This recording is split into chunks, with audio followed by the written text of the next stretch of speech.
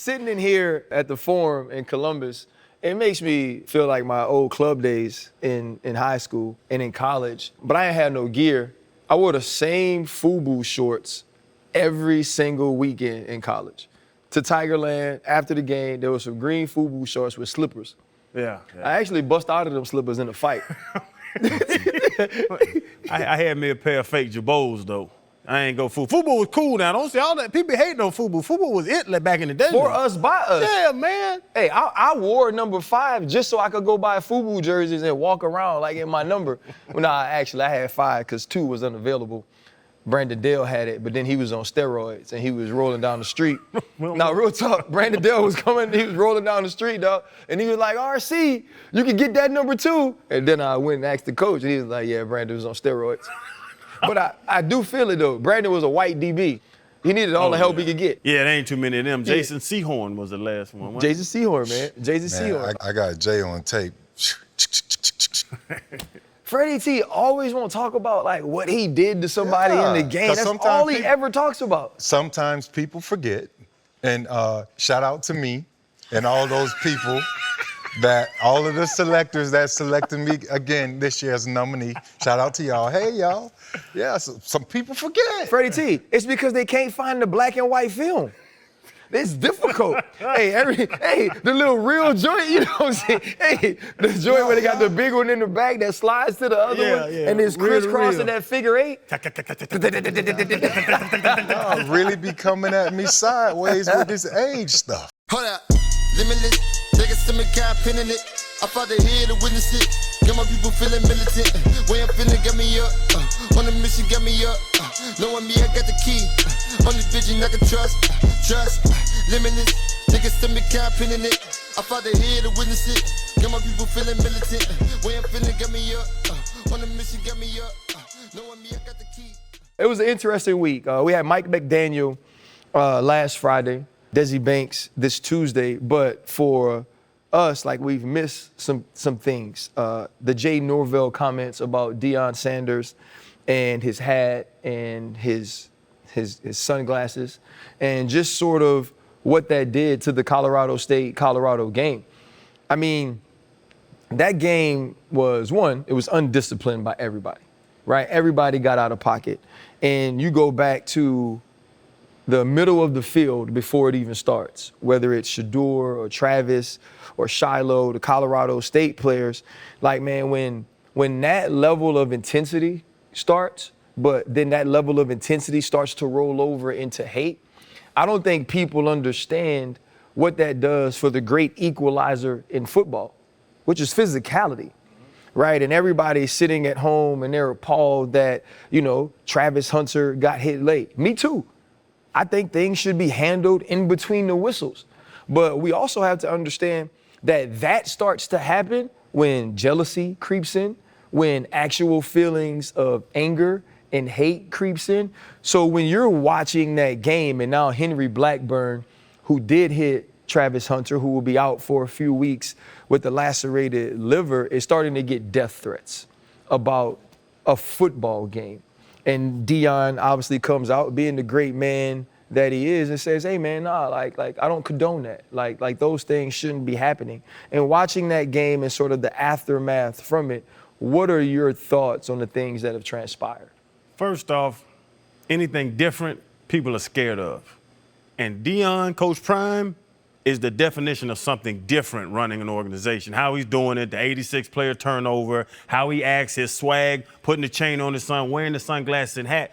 This is not a cookie-cutter thing, and Deion's showing you that. The jealousy comes from that team being 1-11 last year and now being 3-0 under Deion, and Colorado State not getting the love they think they respect. But the death threat thing, I'll get there.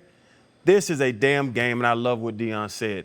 You can talk bad about me on Twitter. You can make fun of me on Twitter. You can do all that. And I always say, I'm the guy. My whole thing is the hell what somebody thinks about me. I don't care.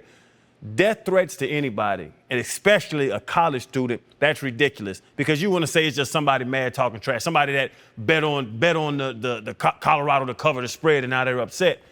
But RC, Freddie T, there are crazy people out there. Right. We see it all the time with these damn school shootings. So there are people out there that will stupidly go and take another person's life So for you to even joke about that, play about that, in anything to that level, I love that Deion, as the bigger man, came out and I don't say on the other side of the argument, but it was his top player, I'd say, in Travis Hunter, that's now out with out 3 weeks, 4 weeks, whatever it is, and for him to say, hey, this is too far. This is a young man. This is a young man trying to graduate. This is a young man trying to go to the NFL. Did he make a late hit? Yes, and they threw the flag. That's the punishment for a late hit, isn't it? It's a flag. It's 15 yards. Please move on. But death threats at any level is unacceptable. No, you hit everything on the head, everything I would have said about the death threats. The beauty, what I love about Deion, there's a real Deion effect, right? I think ESPN had that game rated as the 5th most watched, top five most watched sports game. But Deion is doing more than coaching. He's teaching. You know, not just his players. He's teaching society what being faith-filled, you know, what being positive, you know, what all that stuff looks like, and that we can actually coexist and come together. You know, because at one point, you know, they said, we got this black man leaving a HBCU. Now he's going to Colorado. Will this work? It is definitely working. You know, and he's been very impressive early on.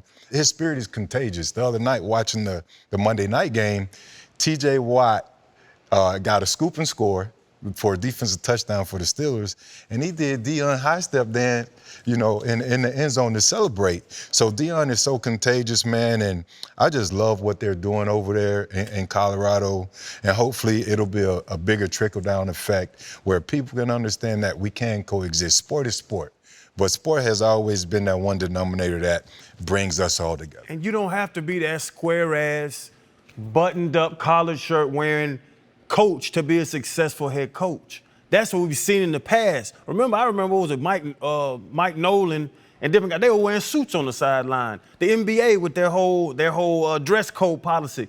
What does that have to do with being a successful sporting team, a successful organization? You look professional, this. Deion wearing sunglasses and a hat upset that man that bad? Like, let's be real, man. Like, that's not what upset Jay Norvell. You have to realize Jay Norvell's dad was the first African-American athletic director at Mississippi State. Jay Norvell's mom was a fashion model, right? He grew up in Madison, Wisconsin. That's just different culture. And people are just pointing to, oh, it's not racist and this, he's black. No one's saying it's racist, but I am saying it is about culture. It is about upbringing, but it is about being able also, let's embrace the differences in one another. Right? The thing that Deion said after the game was, I want to see that black man succeed. I want to see him do well. My blessings and his blessings don't take away from one another. If he does well and his program succeeds, if I do well and my program succeeds, then that's just two of us doing what we're supposed to do. And I also think, though, like for me, like somebody has to be honest about it. The way that Deion and that program as a whole goes about their business, it is with a level of arrogance. Travis Hunter believes he's the best player in the country, and he very well should. Shedeur Sanders believes he's the best quarterback in the country, and he very well should. What they are doing on the field proves that, right? But you gotta know that when I'm coming from hardships, when I'm coming from a place where I can't afford a diamond Rolex and you flash your Rolex, that's arrogant, right? When you walk out to the game with your chain, right? That's arrogant. And if I'm playing on a team and I'm in college and I see you walk out with Lil Wayne, that doesn't happen. It just doesn't. So the Deion effect, though he's not doing anything wrong, and Deion's only being him, those kids are only being them. If we as a culture didn't understand and grasp who they are, grasp where they're from, understand that sort of swag, then we would see it differently. If it wasn't Deion and we didn't love him so much and we weren't so used to prime being prime, right? When you're watching Shedeur Sanders at the end of the game with sunglasses on and they're asking about him and we say, all I'm thinking about, I don't know, was the Brady effect or whatever he said, right? Another 20-year-old kid says that about Tom Brady, we got something to say. And don't get me wrong, I liked him, right? I want to see them win. All I've done is back Deion and the program from here. But, like, be straight up, bro. The way these kids are acting is somewhat, at some times, insufferable.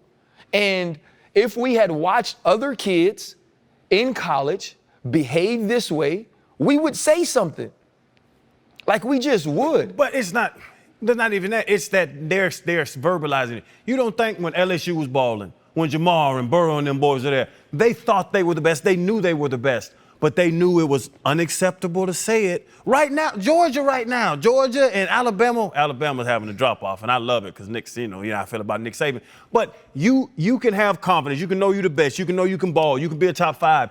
But now I'm saying it. Now I'm showing, to your point, a little more culture. Who flashed a Rolex in college? It's going to happen a lot more with this NIL because these boys got money to buy Rolexes. But I'm confident I'm the best. I've worked hard. I have outworked to become the best player at this position or the best player, the best program in this sport. But I can't tell anybody that. I don't think that's right. I love what Deion's doing for college sports. And that's the reason. I mean, it's stemming from the head coach, right? It starts with Deion. That's always been prime. We said it last time we talked about Colorado and Deion. It starts with Deion, then it trickles down to the players, and then they're giving it to you. They're giving it to everybody. When you talked about Georgia, you talked about LSU.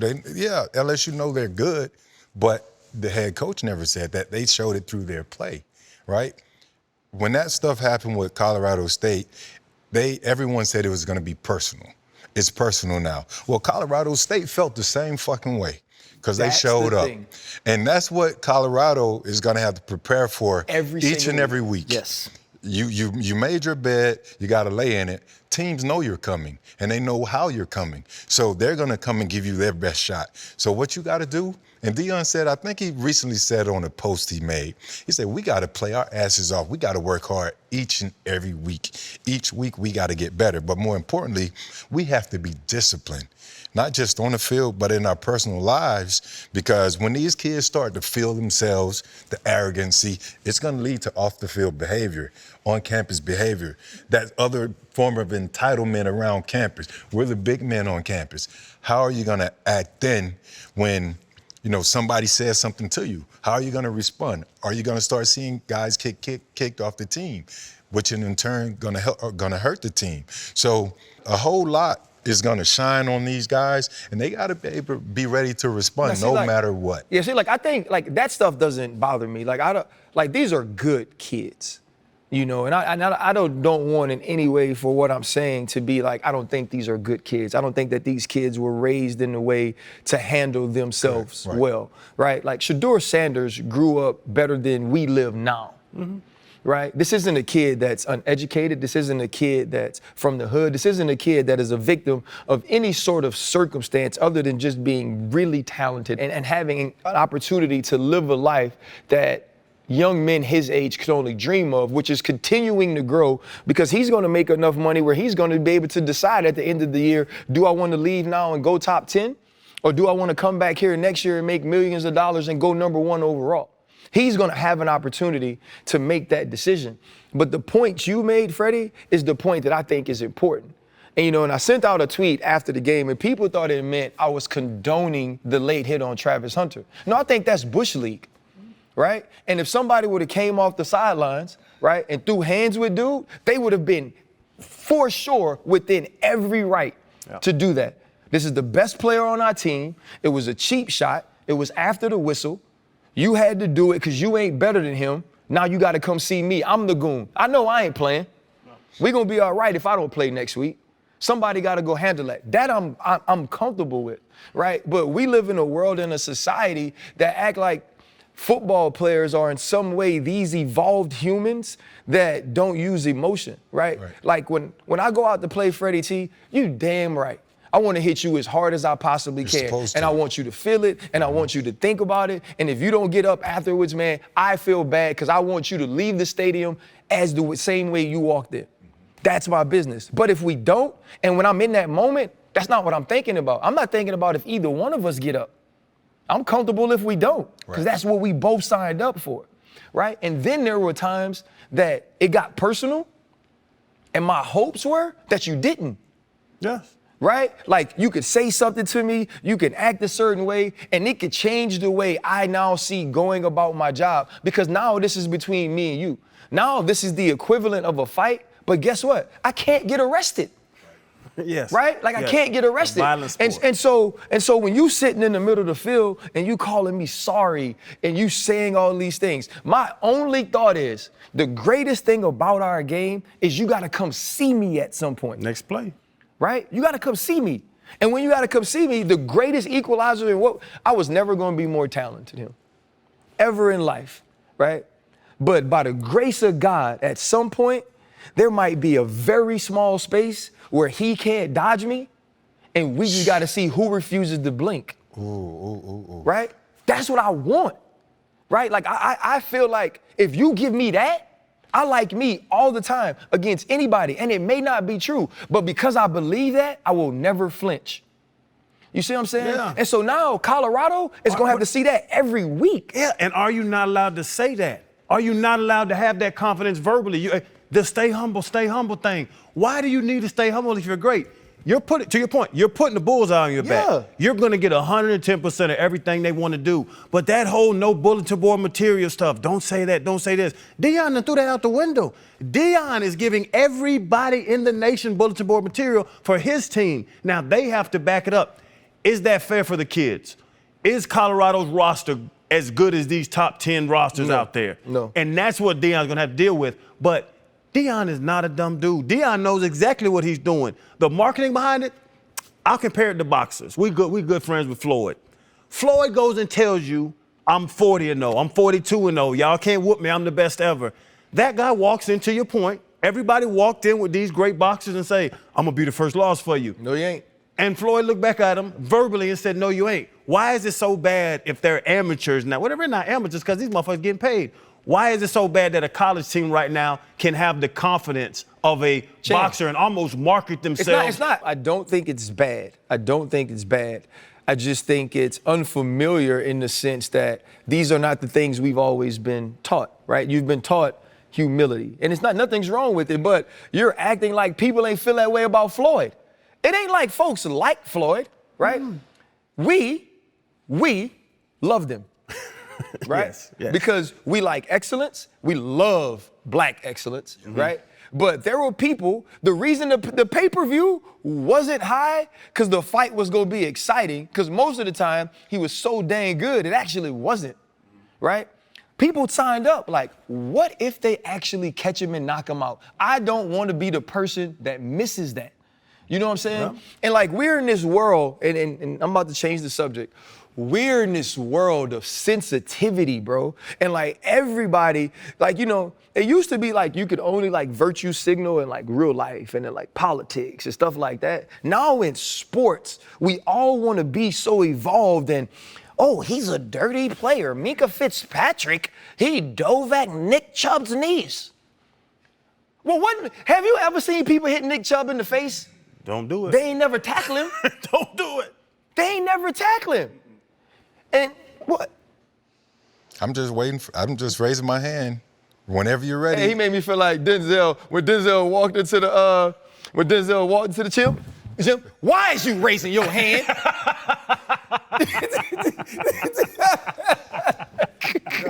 I'm just. It ain't fun now, is it, son? I'm only raising it, RC, because, you know, a few moments ago you said that if you had you don't think you will ever be as talented as me, but if you had that opportunity where you had me in the hole, right in the tunnel, and it's me versus you, mano y mano, you're gonna give me your everything, and it's my job to try and return that favor. Minka and Nick, it was the same scenario, the way I saw it. And for me, it seemed that Minka turned it down. Now, as a player, the worst type of tackle for me as a running back is when you hit me low. Bob Sanders, Troy. Hit me in my chest all day, let's get it. You hit me below these knee pads, look, that shit hurts. Yes. Hit me on my shin, it hurts. And I'm gonna think of you a certain type of way, but I'm also gonna say you made a tackle. You're a very smart player, you got your job done, and it benefited your team. need be. And maybe throughout the week, that was the assignment. We can't hit him up high. We know what he does to you. And I'm not going to say Minkah was a dirty player for doing his job. He did his job, and unfortunately, we all lost Nick Chubb for the season. Yeah. And that's my 2 cents on it. We hate to see injuries, but to be honest, as a defensive player, and Freddie will bring you up, your big ass running a 4.2 straight at me, and I was 250, my job is to get you down by any means necessary. Thank you, God. And listen, watch football. You know what 85, 90% of tackles are made? Belly button and knees. I teach this to my high school team. Don't hit no dude like you in the chest, Fred. You gonna funk him. I took cheap shots on you in preseason because I knew if you saw me coming, I was gonna get my ass ran over. I remember that. By any means necessary. Minkah Fitzpatrick's about the size of my 10-year-old daughter. Minkah's not a big human. You think he gonna hit Nick Chubb in the chin? And you know what's going to happen? He going to get cussed out at film. So what am I going to do? Am I going to go low on a guy that weighs 40 pounds more than me? Or am I going to go up high to be a man, to not be called a bitch in film, and get ran the fuck over? Freddie, I'm tearing them knees up. It's 2 sides to it. It's that save face side, and then it's that side where you have a guy like RC who was undrafted, who wants to show the world and also prove to himself, I can get this done how I think I can get it done. And if that means I'm going to hit him in his chest on this play, I'm going to take that shot. If I got to be smart to make sure I'm going to take the sure tackle, I'm going to take that shot. And again, I don't think Minkah was dirty, much like a lot of tweets that RC mentioned he got. It wasn't a dirty play. It was an effective, getting his job done, made a stop. They stopped the touchdown. Well, they stopped the touchdown on that specific play. They scored a few plays later. And, it's just part of the game. I want to give a shout out to Nate Burleson. Everybody knows how I feel about Twitter analysis, right, and analysts. If you say something on Twitter, I'm not tweeting you about your thought. That is your thought. And if I got to tweet you about your thought, guess what? I should unfollow you. Because if your thought bothers me to the point where I feel like I got to respond, I'm stupid. Because I shouldn't be followed. But what you want them to do? That's how I feel. What you want them to do if they want to talk to you? Huh? What you want them to do? Don't talk to me. That's what I want. You be telling them to call you. So I'm not arguing on Twitter. Call I'm not. me. You're if you got my number, combative. I am. But I say this to say, Nate Burleson, man, I woke up Tuesday morning, and Nate texted me. He said, RC, I'm going to respond to this. I want to show people that you can have respectful disagreements. And I just want to say this about Nate. Nate didn't have to do that. We are friends. I think he's one of the best in the world at what he does. But I will always respect him for that.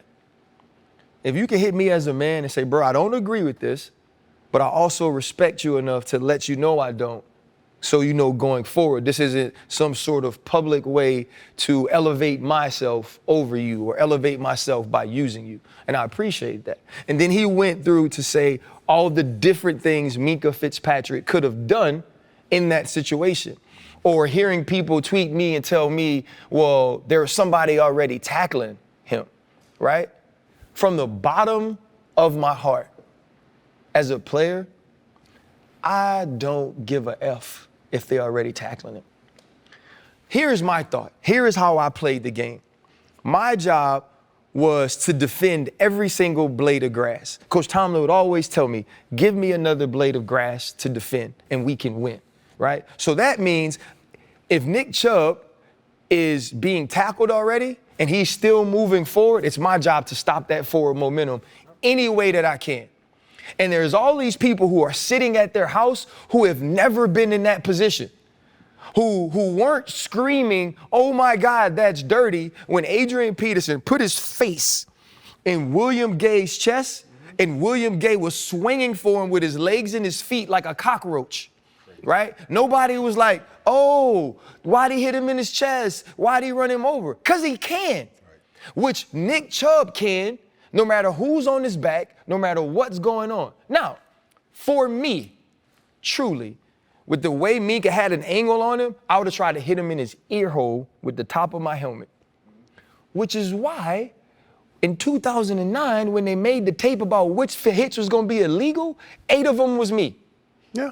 right? My homeboy Joe called me and said, well, hell, they could have made a damn highlight tape of you. Who that 2-5? That's all you do. You ain't gonna be able to make a tackle, right? Yeah. But I say that to say they've regulated that out of the game. And so now they're talking about this strike zone, right? You know what happens to this strike zone when you try to hit them? Everything. They do this. It So disappears. now his face mask, the crown of his helmet, which they never call, his shoulder pads are now gonna hit me in my chin. So what you're asking me to do is, right? Because they're always like, you want people to get home. The same way Nick Chubb got family waiting for him to get home, Minka too, Yes, he does. right? And also, they waiting on them checks. Them checks that say, if you tackling Nick Chubb and he get 4 more yards or he get 2 more yards or they get a first down, that's on me. People, here's what Minka Fitzpatrick is paid to do. He's paid to stop folks. His mother effing responsibility ain't to make sure everybody be healthy. Here's what you do if you want to be healthy. Don't try to get mother extra yards then. Yeah.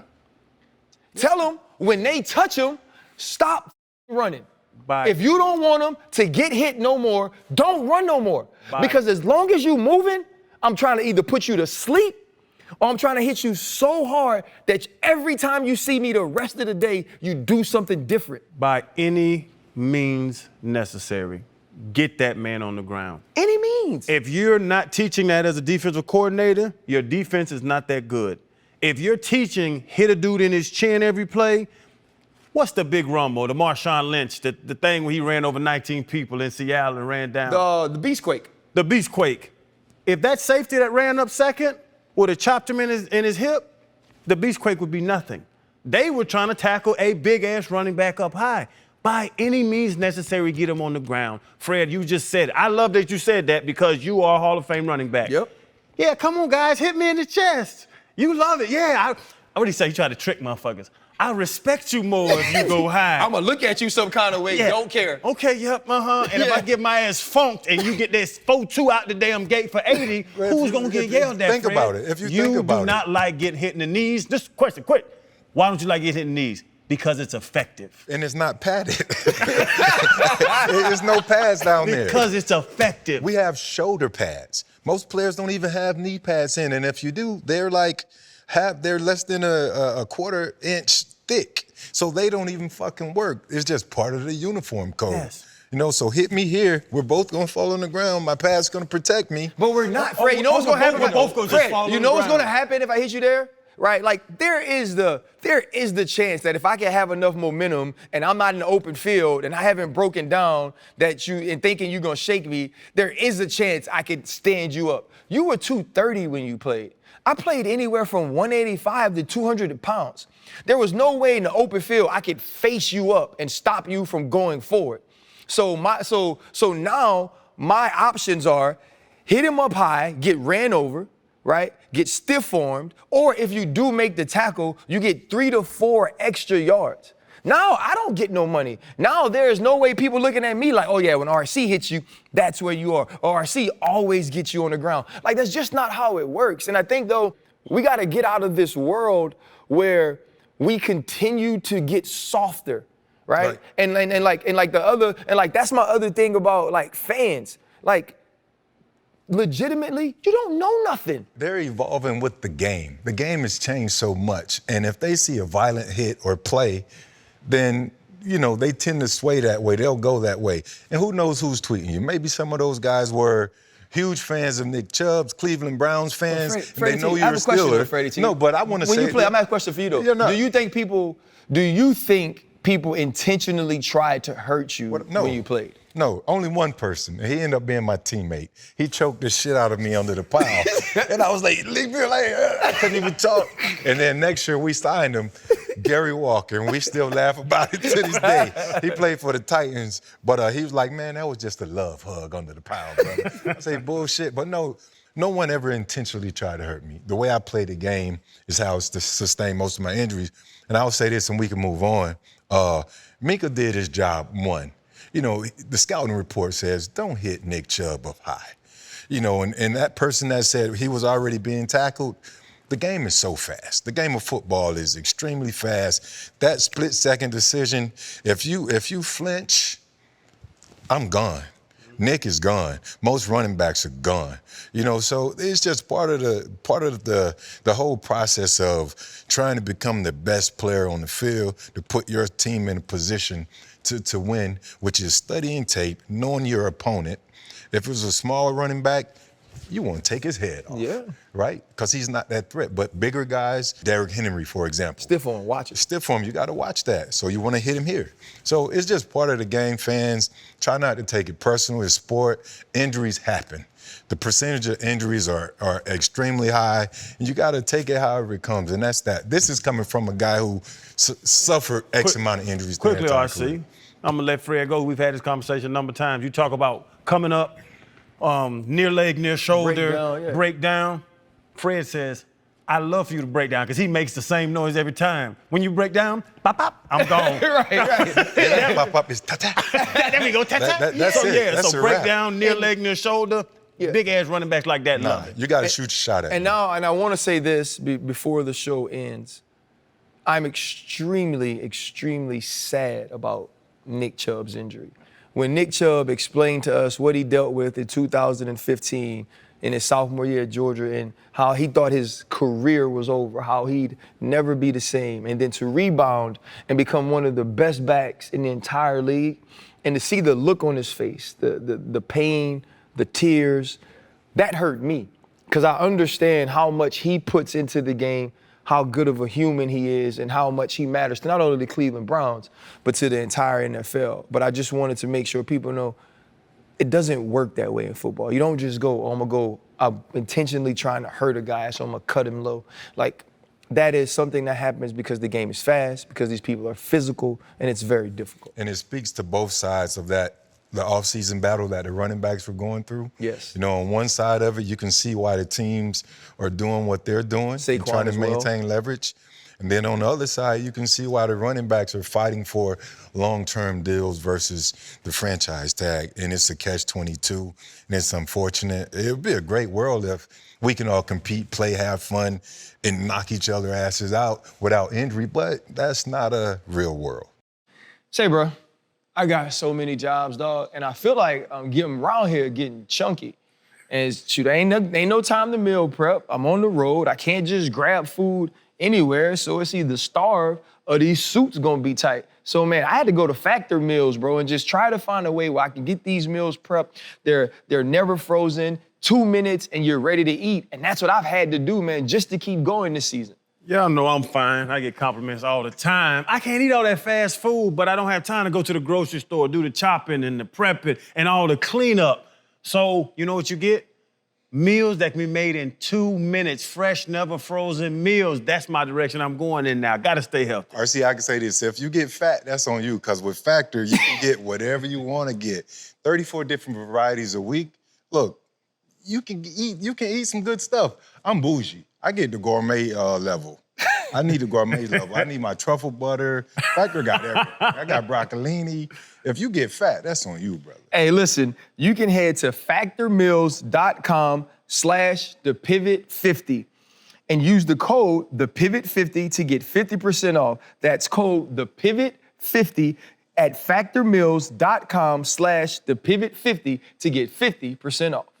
Obviously, if we're talking about this much football season is here. Football season now has taken on like a different. You work too damn hard. Oh, shut up. What jobs you got? And like the thing about it is, it's like I wanted that though. You know what I'm saying? And it's almost the looking at your blessings and being grateful for them because you ask for it. It's the almost be careful what you pray for or be careful what you ask for, because sometimes you might get it. Yep. And I've gotten it and I love it. And when it's time to be like present for work, I'm very present. Like the physical act of being able to do my job, the physical act of being able to be who I am, when the lights are on, it's very evident. I can do that. It's when they're off, right? It's when something happens that's normally very little to me that I laugh through and I'm cool through, and like everybody's like, oh, nothing bothers RC, and it just aggravates the piss out of me. but it's because you're tired. You know what I mean? It's because, you start at 6 a.m. in New York, you end at 1 a.m. in Bristol, then you got to get in the car and go to South Jersey, right? And then you right back up doing it again. I ain't gonna lie, man. Friday, it won, and I pride myself on my thing is no matter what circumstance you put me in, I'm going to attempt to excel. Yeah. And I failed. We're doing NFL Live, bro. And so Thursday nights, I fly to go to see Jordan. Because if I get there on Thursday night, I can actually see him on Friday. Because, you don't get to spend a lot of time with him on game weeks. They're running. Right, and so I get there. Then he's Jordan, and he wants to watch film the whole time. So I don't see him but 3 minutes on Friday anyway. I don't know why I go. Right, so I'm going there. I'm stuck in Houston for 3 hours. So we land at 1 a.m. I get to the hotel around 2 o'clock, shower, go to sleep. I had to get up. I had to get up. I'm on West Coast now. Get up starts at 8, so I'm 3 hours behind. So I'm up and working. Then after that, man, I do my production meetings. All these things happen. So I'm on NFL Live, bro, and I'm sitting there, and it's like the show's going on, and nobody's talking to me, and Dan's talking, and Mina's talking, and Hannah's talking, and Jeff Darlington's talking, and I'm sitting there, and I'm like, man, I did all these meetings, and I did all this preparation. I've watched every single game, and I can't, not gonna come to me. And it was almost like me fighting the entitlement of I work damn hard, I should be a part of the show. I'm actually really good at this too. Me being a part of the show makes it better for the show. And bro, I stopped talking. They'd come to me and normally when you'd come to me and I know I have 40 seconds, I'd cut on, right? I'm excited, I'm analogies, I'm jokes, nothing. You know what I mean? And I even told them, can y'all just take me off the rest of the show? You know what I mean? You just said you failed. I failed.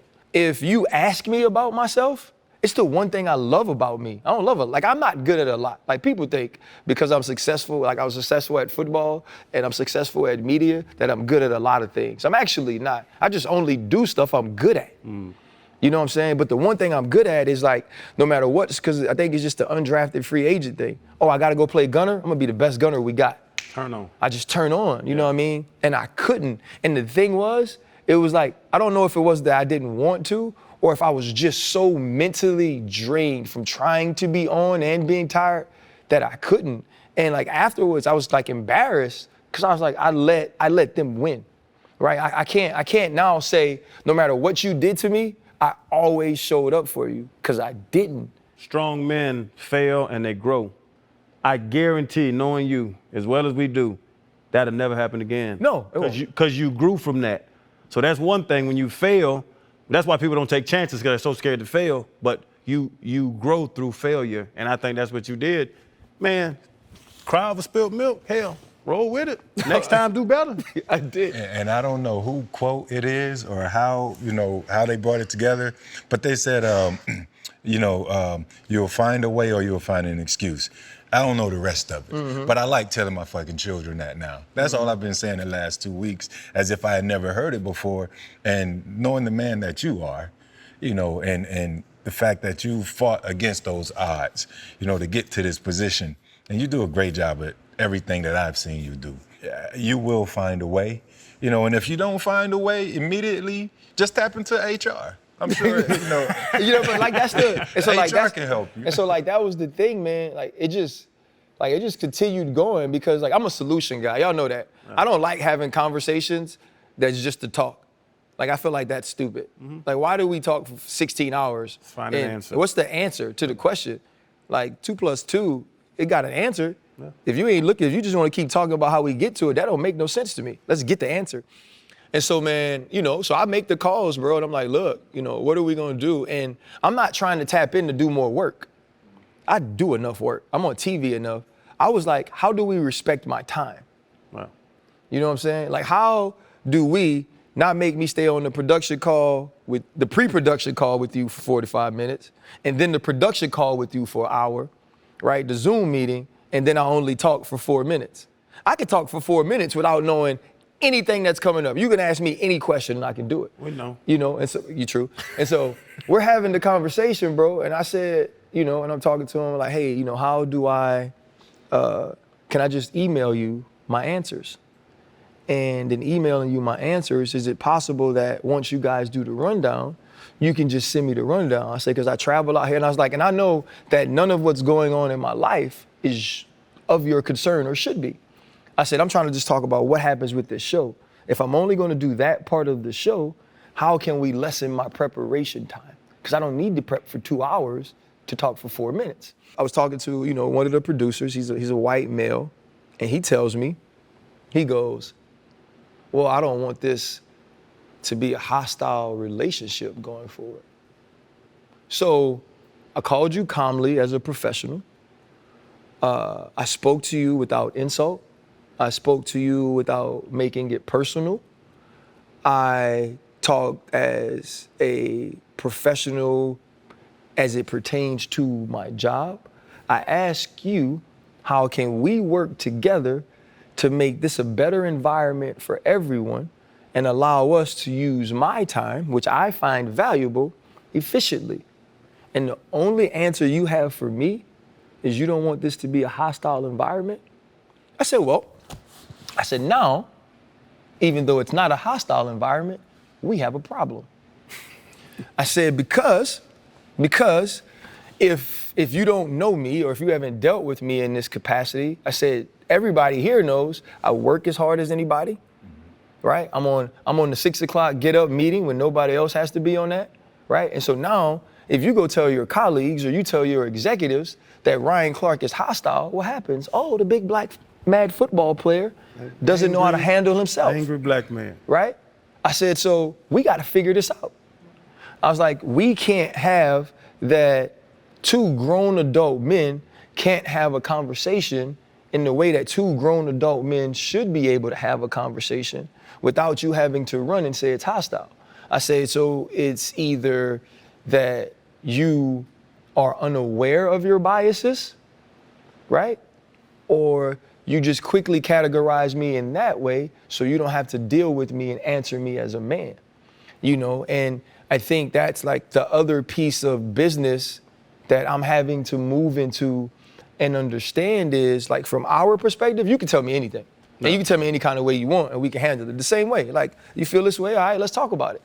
But in business, it doesn't work that way. But how do you deal with people who misperceive your approach because of their own biases, their own personal stories, or truly being unaware of the way things will sound, the way things will be accepted? Because if he goes and says that somewhere else, now I have to deal with it. You can't change people's insecurities.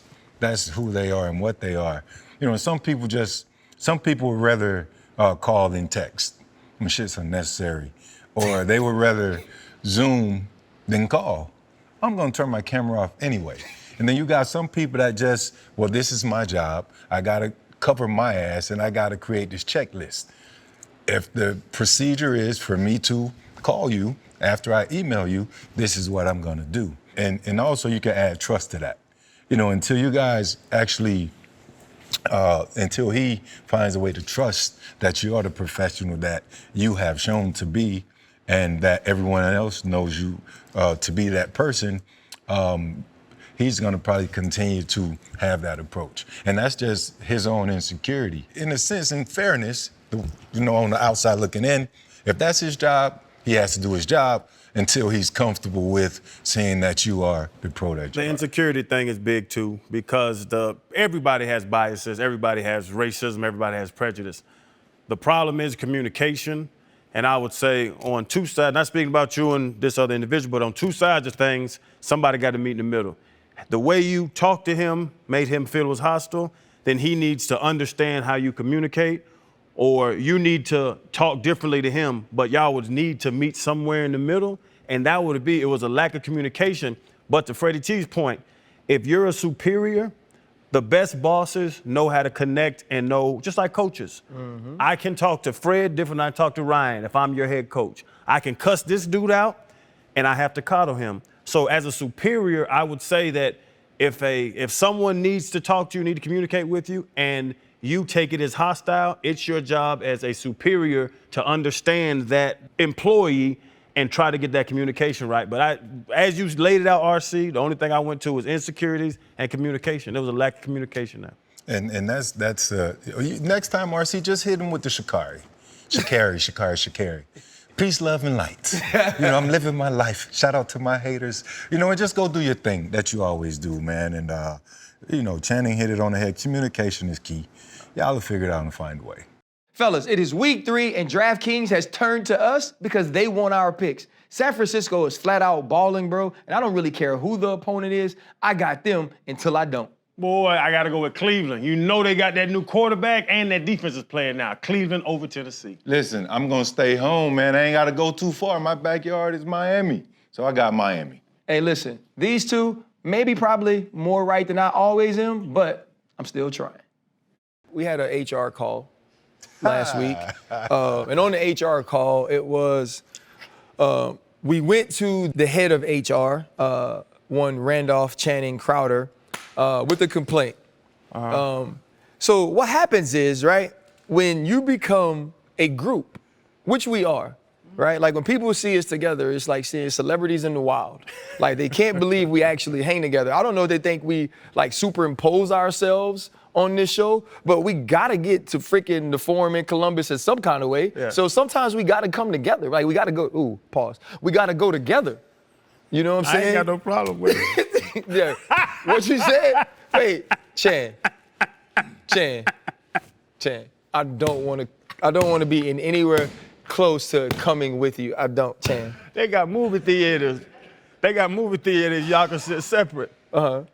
And they play nasty pictures. You heard Pee Wee Herman. Oh, wow. You went way back there? When he had the popcorn bucket with the hole in the bottom? Never mind.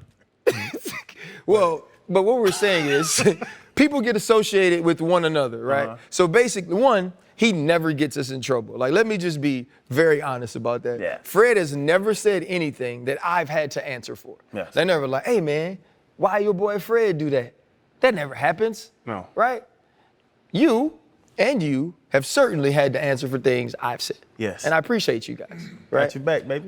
This week, just minding my business in Arizona, clearly we see that my day wasn't great. Yes. Right? And then I get, your boy Chan cutting up, huh? Your boy Chan fake. He's shaking Dak's hand, and then he said he gonna take Dak to dinner and say whoop-de-whoop-de-whoop. I said, well, guys, I'm not Channing. And then I got this call. Well, should somebody say something nice about Dak? And what did I say? Nope. I'm riding with Chan. Yeah. I ain't saying nothing. We just gonna have to ride this one out, and none of us can't go back to Oxford. Well, it's so funny, that whole situation, man. I laid it out. I laid up that they have a great team. The Dallas Cowboys have Hall of Famers everywhere. Back-to-back years, they're going to go play the 49ers. They're going to score 12 and 17 points, and they're going to lose. And I watched that in facts, and it was Dak's offense, and that was the point I made. You told me, we were on the call, and you made perfect sense. You can say something, but when you say it with a lot of, how you say it, very animated, very energetic, and you tell jokes, and when you paint certain pictures. And I was like, if he ever sees a 4 or 9, he gets scared. And I understand. It was just fun. It's entertainment, and that's what we do. But I do question Dak's quarterbacking ability to take his team and win a Super Bowl. And that's what I was saying. But it was I respect the man as a human. This is my thing, RC. And the thing that got to me, I made my opinion, I feel that way. The thing that got to me is when they were like, oh, you shook his hand and then you said he's not that good. There's facts behind why people question Dak Prescott. But I can still appreciate you, like you as a human, and question your ability. I know doctors that ain't worth for shit, but they're in my family. You know what I'm saying? Channing, in all fairness, to Dak, right? And I ain't trying to clean up what you said. You said, here's your opinion. And my opinion is this. If the Ravens can win a Super Bowl with Trent Dilfer, right? Then they win with Trent Dilfer. Fred, it's a different game. Brad Johnson, and Buccaneers. And then Brad Johnson and Buccaneers, yeah. Different and even game. back in the 80s when I played, like you all, Jim McMahon and the Chicago Bears. And we're talking about Y.A. defenses. Tittle. Football is the most amazing Y.A. Tittle. Football, we're talking about sport, right? We're talking about sport. You can't just leave it all on Dak. You can't just leave it all on Dak to win a championship. Yeah. It's about sport. As I see it, my early season top 5, San Fran, Dallas Cowboys, 1A, 1B. Those are the two best teams in the NFL right now. Yep. And Dak has an amazing defense. All he got to do continue to be consistent and steady and not try to play out of he doesn't have to play like a top 3 quarterback. Because he's not. But people give him shit because Dak's still a 4th-round pick. He's a Dallas Cowboy. And anytime shit ain't going right in Dallas, people attack those players. And that's just because they're the mockery. So what they've done in the past have made them the mockery in present time, right? They're not as great as they were, and people want that. So people, when the players aren't playing at their A game, they go back and they say, all right, I can pick at this guy, I can pick at this guy, and who else you going to pick at? You're going to always attack the quarterback. They're America's team. They're the highest priced team in the league. With great power comes great responsibility. They're the most valued. If Dak played the way he played on other teams, you wouldn't give him as much shit. People wouldn't. Because he has a lot of power being on America's team but and why the highest should that be team. A part of because it his is. play on the field? Because they're on Can I talk? He threw interceptions. Other quarterbacks have thrown more on an annual basis. Did they get the same shit that Dak gets? Can I be honest though? Can I be, because I'm in the business, right? So being in the business is this. Every Monday morning when I wake up and I do the production call for Get Up, the Dallas Cowboys are in the rundown. Every Monday morning. And you know what? There's sometimes they put them in the A's and they put them later in the show so they could tease after the B's that the Dallas Cowboys are going to be back in the show. You know why? Because people stay and watch until Dallas comes on. Yes. Right? So it's not that Dak Prescott gets more stuff for his play. It's that team is talked about more so you hear it, right? It's that the fact that no matter what show you go on, if your job is to analyze football, they're going to ask you about the Dallas Cowboys because the Dallas Cowboys on their show is going to rate. Now, because of that, you're going to talk about the most important position in football, which is the quarterback position. Dak Prescott is a success story. Dak Prescott is a 4th-round pick that became the franchise quarterback of America's team, of the most valuable sports organization in the world. He really is. Dak Prescott is a good quarterback. Dak Prescott, to me, is a top 10 quarterback. Dak Prescott is a guy that's going to a Pro Bowl. He's got an opportunity to get a second contract, which he earned, which he deserved. Now, in that same breath, Dak Prescott in that offense is the reason you lose to San Francisco, along with Mike McCarthy that year. It's the reason you lose to San Francisco when you win the division. It's the reason that in the second round, you go there and you lose when your defense holds them under 20 points. Correct. That's the 2 interceptions. That's analyzing the game. If Dak Prescott doesn't throw the interception to Lenore, if he doesn't throw to Lenore, I forget his last name, whatever it is. If he doesn't throw the tip pick that I think Fred Warner catches, like if those things don't happen, the team wins. It's okay to say that. The world has gotten to a point because of Twitter, because of the visuals, we can show Channing shaking his hand. And so because Channing shakes his hand, he's never supposed to truly analyze football as he sees it. And that's wrong. Right? Now, the thing is, it's just like me, right? Let's take the Tua situation, for instance.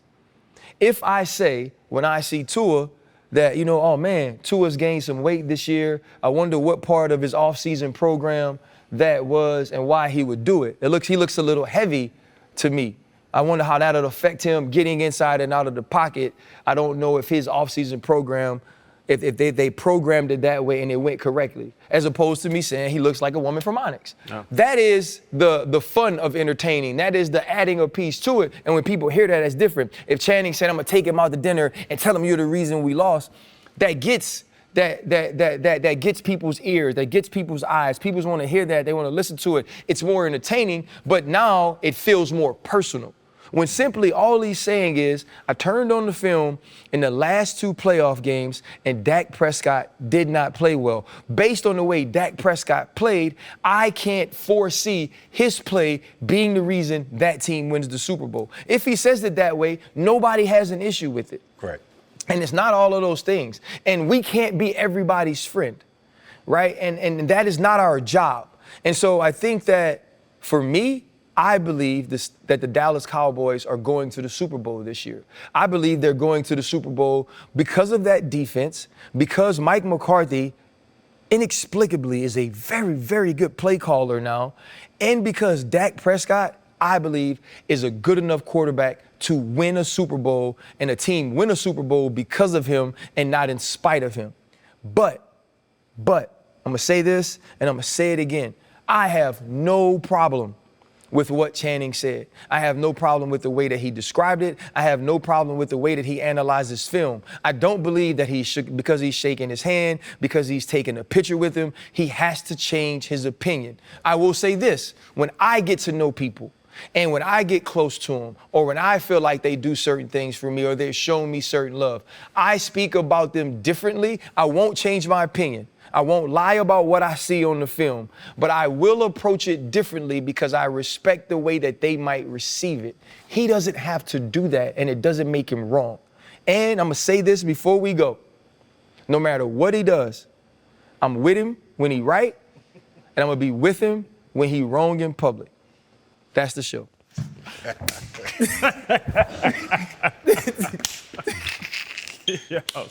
was good shit. Hold up, limitless. Take a stomach, got pin in it. I fought the head to witness it. Get my people feeling militant. Way I'm feeling, got me up. On the mission, got me up. Knowing me, I got the key. Only vision I can trust. Limitless. Take a stomach, got pin in it. I fought the head to witness it. Get my people feeling militant.